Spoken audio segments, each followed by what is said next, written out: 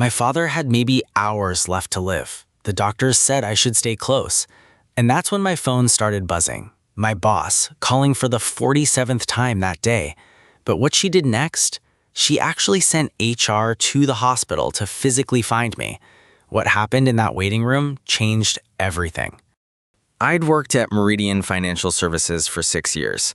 6 years of early mornings, late nights, and weekends sacrificed at the altar of quarterly reports. I was a senior accounts manager, responsible for our biggest corporate clients, and I was good at my job. Too good, apparently. My boss was a woman named Patricia Vance. On paper, she seemed like a dream manager, always smiling in meetings, always talking about work-life balance in company newsletters.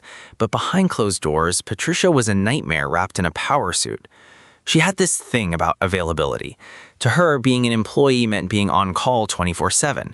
She'd text at 11 p.m. asking about spreadsheets. She'd call on Sunday mornings wanting updates. And if you didn't respond within 15 minutes, she'd start leaving voicemails with this passive-aggressive tone that made your skin crawl. But I managed. I adapted. I kept my phone on loud even during dinners with my wife. I answered emails from my kids' soccer games. I thought that's just what dedication looked like. Then, in March, my father got diagnosed with pancreatic cancer, stage 4. The doctors gave him maybe 6 months, but they said it could be faster. I went to Patricia immediately. I explained the situation. I told her I might need flexibility over the coming months, maybe some remote work days, maybe some time off for appointments and treatments. I had over 3 weeks of PTO saved up. I thought I was being responsible by giving her advance notice. She nodded sympathetically. She said all the right things. Family comes first, Marcus. We'll figure it out. Don't you worry about a thing. For about 2 weeks, she kept her word. Then the passive-aggressive emails started creeping back. Just checking if you're still planning to dial into the Henderson call. I know you're dealing with a lot, but they specifically requested you. Then, I noticed you logged off at 5:30 yesterday. Everything okay? My father was going through chemotherapy.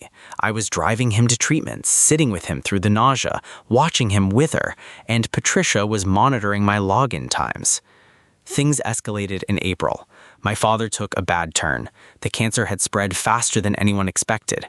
The doctors moved him to hospice care. They told my family to prepare. I submitted my PTO request, just 5 days. 5 days to be with my dying father. Patricia approved it, but not without a comment. I hope you can check emails periodically. The Whitmore account is at a critical stage. I didn't respond to that email. I drove to the hospice facility and I sat with my dad. The first day, my phone rang 8 times, all from Patricia. I sent her a voicemail and texted, "With my father, on approved PTO. We'll check in when I can." She responded, "The Whitmore team has questions. Can you take a quick 15-minute call?" I didn't answer. The second day, she called 11 more times. She started CCing me on emails with increasingly urgent subject lines. Urgent, client deliverable needs your input. Time sensitive, Whitmore meeting rescheduled, your attendance required. My father was struggling to breathe. My mother was crying in the corner of his room, and my phone kept lighting up with work notifications. On the third day, my father slipped into unconsciousness. The doctors said it could be any time now, hours, maybe a day. They suggested we gather close. My wife drove up with our kids. My sister flew in from Denver. We sat around his bed, holding his hands, telling him we loved him, waiting for the end. That's when Patricia called again, and again, and again. Between 8 a.m. and 2 p.m., she called 47 times. I know because I counted later, scrolling through my call log in disbelief.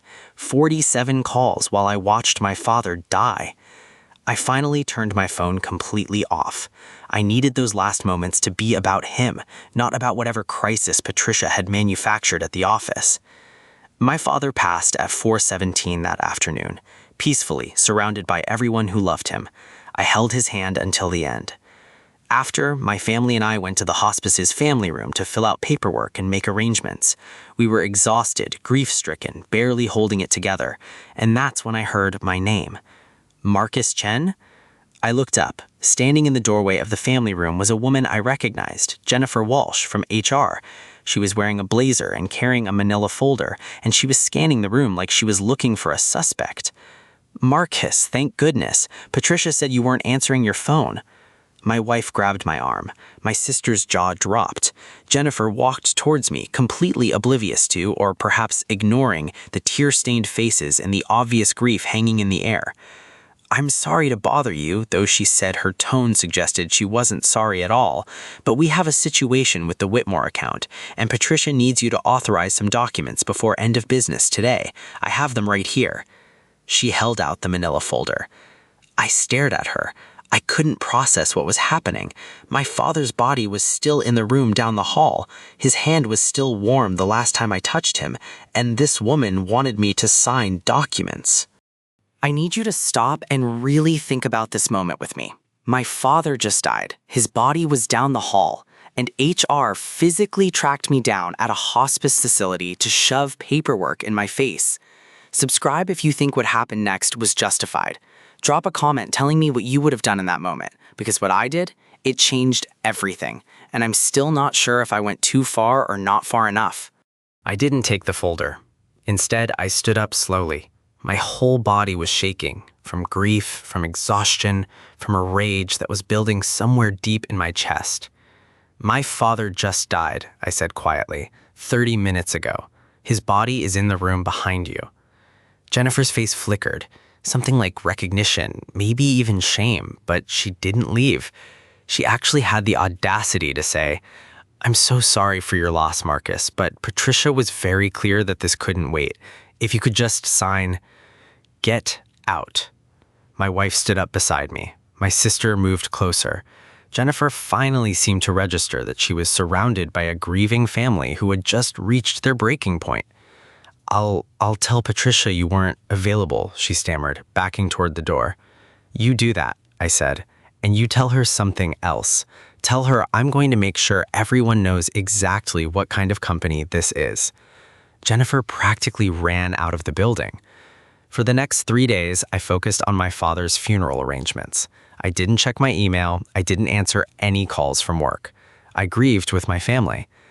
The Monday after the funeral, I didn't go back to work. Instead, I went to an employment attorney. I brought everything.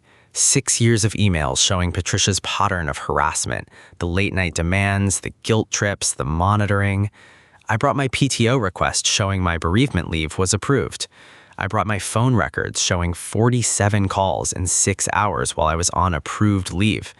And I brought written statements from my wife, my sister, and 2 hospice nurses who witnessed Jennifer Walsh showing up with documents while my father's body was still in the building. My attorney's face went through several expressions as he reviewed everything: disbelief, disgust, and finally something that looked almost like anticipation. "Marcus," he said, "this is one of the most egregious cases of workplace harassment I've ever seen. They sent HR to physically harass you at a hospice facility during a family medical emergency. This isn't just hostile work environment. This is potentially intentional infliction of emotional distress." We filed a complaint with the Department of Labor first. Then we sent a detailed letter to Meridian's corporate headquarters, not to Patricia, not to local HR, but directly to the CEO and the board. The response was immediate. Within 48 hours, I received a call from Meridian's chief legal counsel. He was practically falling over himself to apologize. He said they were launching an internal investigation. He said Patricia had been placed on administrative leave pending review. He asked, carefully, diplomatically, what resolution I was looking for. I told him I wanted Patricia fired. I wanted Jennifer Walsh held accountable. And I wanted a formal acknowledgement that what they did was wrong. The investigation took 3 weeks. During that time, something interesting happened.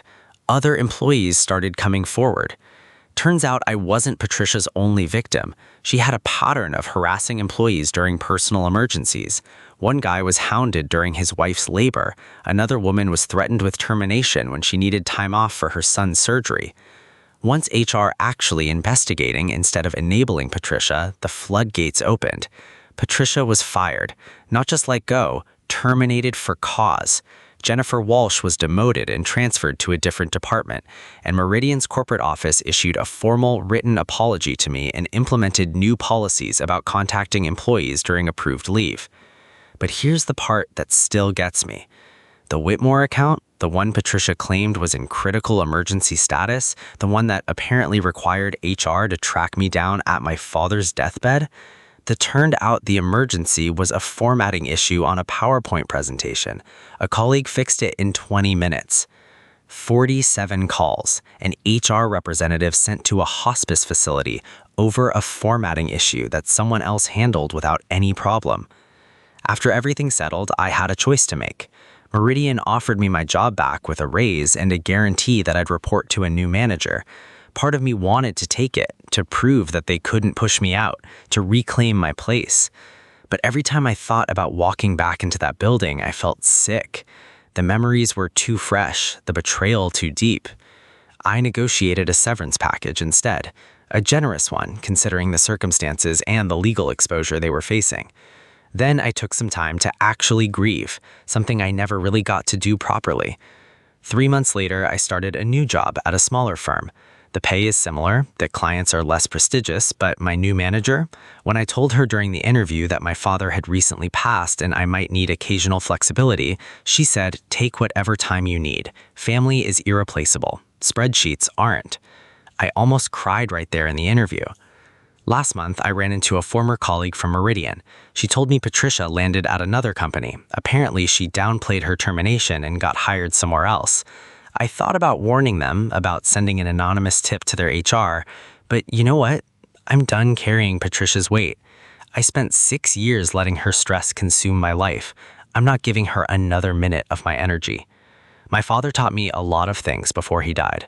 Work hard, be honest, take care of your people. But the last thing he taught me, even though he didn't mean to, was this: no job is worth missing the moments that matter. If your boss is calling you 47 times while your father is dying, that's not dedication they're asking for. That's your soul, and no paycheck is worth that.